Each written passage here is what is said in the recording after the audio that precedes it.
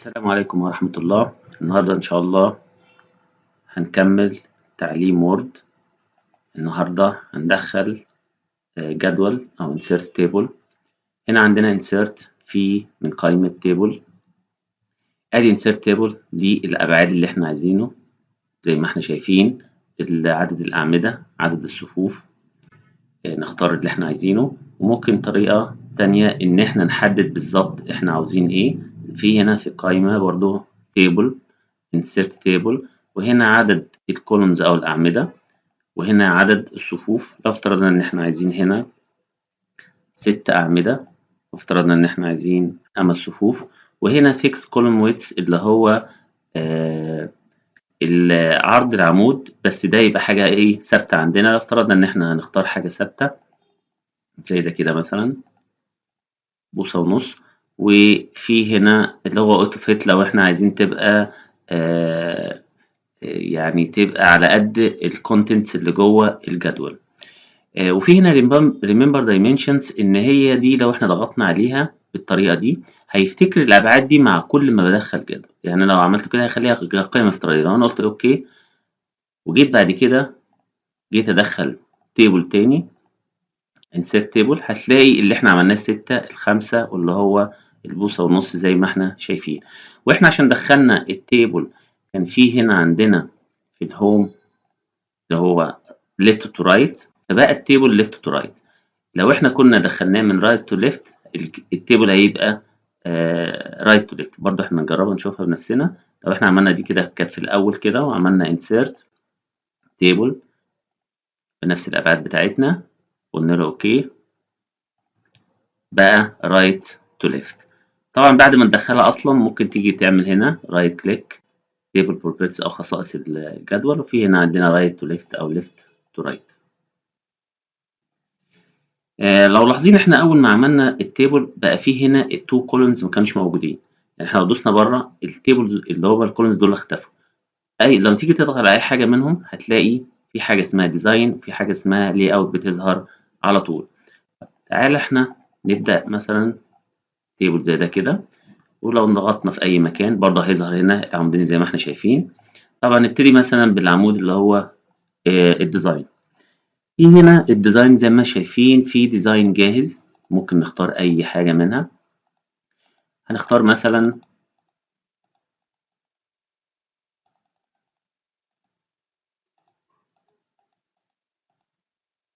ديزاين ده مثلا.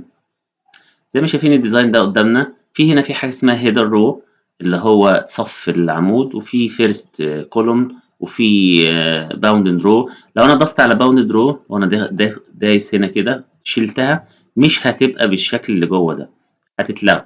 لو انا جيت دوست على فيرست كولوم، لو في هنا ديزاين بالفيرست كولوم زي ما شايفين هنا في بولد، اول ما انا اضغط عليها واشيلها رجعت تاني عادي.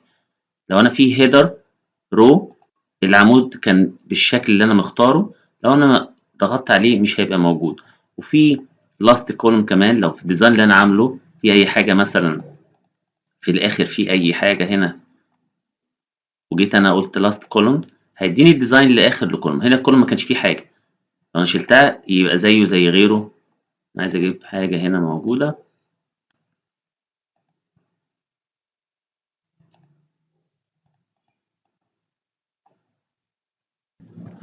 نضغط مثلا هنا الشكل ده كده بالشكل اللي احنا شايفينه. لاست كولوم اهو الاخير، العمود الاخير لو انا ضغطت عليه، وتوتال رو لو انا دوست عليه كده يعتبر ان ده اجمالي موجود تحت. شيلنا دوت وشيلنا ده خلاص مفيش مشكله. ده بالنسبه ادي الديزاين اللي هو الشكل لو احنا اخترنا من هنا. طبعا لو في حاجه هنا للتيبل نفسه زي ما احنا شايفين كده اختار اللون نفسه اللي انا عايزه كتيبل كامل. ولا بوردر ستايل برضو اختار اللي انا عاوزه زي ما احنا شايفين. طبعا العرض بتاعه، ولو احنا عايزين ده كله بالشكل ده كده او كده او مفيش بوردرز خالص.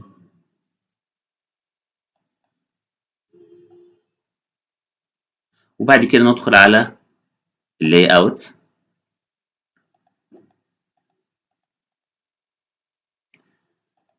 اللي اوت زي ما احنا شايفين. في حاجة اسمها هنا eraser. eraser دي ممكن مثلا افترضنا ان انا عايز الكولومز دول، الخليتين دول، عايز اعملهم ادماج. في طريقتين، ممكن ان انا اعمل لها ميرج سيلز زي دي كده، بقت اهي خلاص. وممكن كمان اجي هنا اعمل على erase، بدوس على دي كده بس خلاص بقى نفس العملية. ولو دوست على ده كده بقى في emerge للتلاتة كلهم، للتلاتة سيلز.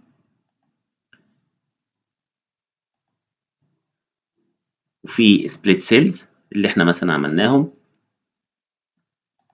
لو انا دخلت كده وقلت له split cells، طبعا هم احنا عملناها اتنين وعملناها يرجع تاني زي ما هو موجود ان هو يقسمها تاني. ولو افترضنا ان انا عايز اعمل split cells تاني،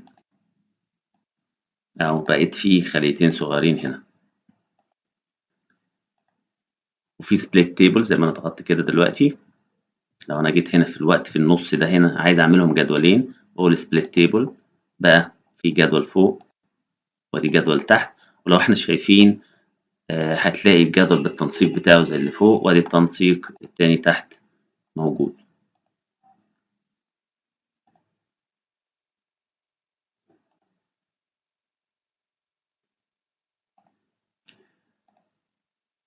في حاجة هنا اسمها distribute rows.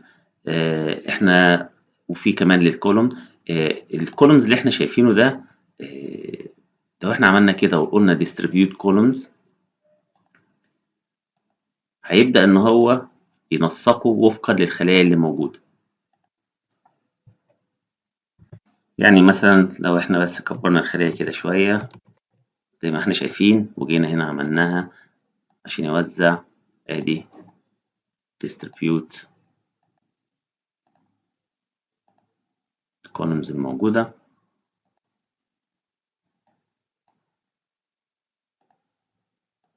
بس ترجع تاني ستاندرد زي ما هي. وفي طبعا اللي هو التنسيق بتاعها هنا، لو احنا الكلام كله عايزينه يبقى في النص، لو عايزينه يمين شوية، عايزينه يبقى شمال شوية، يبقى في النص وتحت، يبقى في نصه على اليمين. دي هتبان شوية اللي احنا اللي موجودين. لو احنا افترضنا جينا هنا وزودناها كده شوية، وجينا عايزين نعمل ديت تبقى على اليمين تحت شوية زي ما احنا شايفين، على شمال تحت، شمال شوية تحت، في النص تحت شوية. في الآخر لو أنت عملت كده وقلت له auto fit contents، بص هيجي يعمل التيبل يبقى فيه يتناسب مع الداتا اللي داخلة فيه. وهنا في حاجة اسمها cell direction. لو العنوان التاني ده أنا عايز أعمله كده، شفت الدايركشن بقى معمول ازاي من الناحية التانية، نرجعه تاني. وفي حاجة اسمها cell margins أو هامش الخلية. لو احنا جينا كده بس عملنا هامش الخلية مثلا عملناها كده كده مثلا، وقلنا اوكي، بص هينزل يبقى في هامش في الخلية نفسها قبل وبعد زي ما احنا عملنا.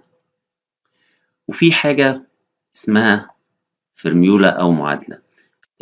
في الفورميولا أو المعادلة دي بنحتاج ساعات نعمل معادلة. هنمسح بس الحاجة كده عشان نوضحها شوية، نعمل ديليت.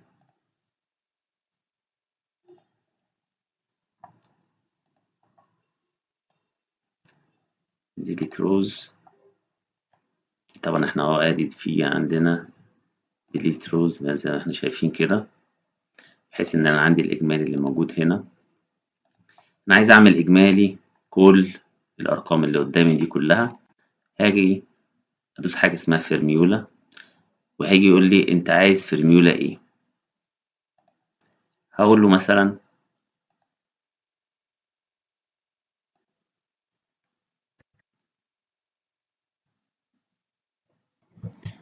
sum above زي ما احنا شايفين كده، ونقول اوكي.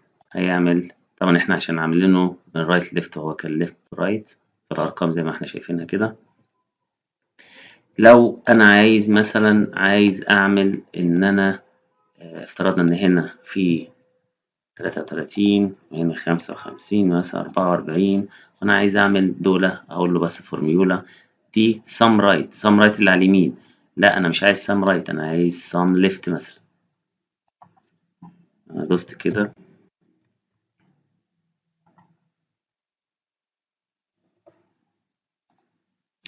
جاب اللي هما اللي على الشمال زي ما احنا شايفينه كده.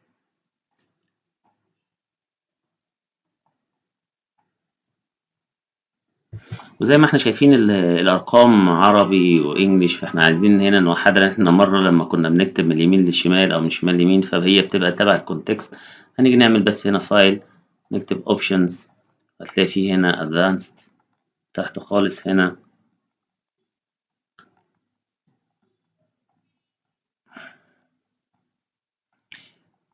اللي هو النمرول، هنختارها Arabic لو احنا عايزينها تبقى العربي، أو هندي طبعا لو الرقم التاني، وهنقول له أوكي. بقت كل الأرقام موحدة زي ما احنا شايف كده. الأرقام دي لو عملنا الهندي هتبقى الأرقام اللي هي العربية التانية.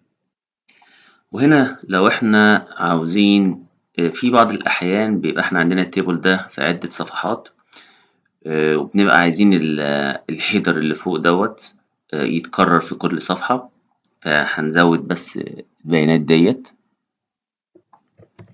بالشكل دوت. بقى ادي صفحتين بس زي ما شايفين، اول صفحة فيها الهيدر بتاعنا، تاني صفحة ما فيهاش الهيدر. مع تكرار الصفحات احنا بس ندوس على عند الهيدر اللي احنا عايزينه ونقول عليه repeat header، هتلاقوا هنا بقى موجود. وهنا المعادلة اللي احنا كنا عاملينها، احنا زودنا شوية صفوف موجودة هنا 986 زي ما كانت. احنا بس نعمل رايت كليك عشان نعمل ابديت للبيانات اللي احنا زودناها، نعمل رايت كليك كده ونقول له ابديت فيلد، هيبقى ده وفقا لآخر رقم معمول. وهنتوقف هنا النهاردة، ومتنسوش تدوسوا لايك وسبسكرايب عشان تشوفوا الفيديوهات اللاحقة بأمر الله. شكرا والسلام عليكم.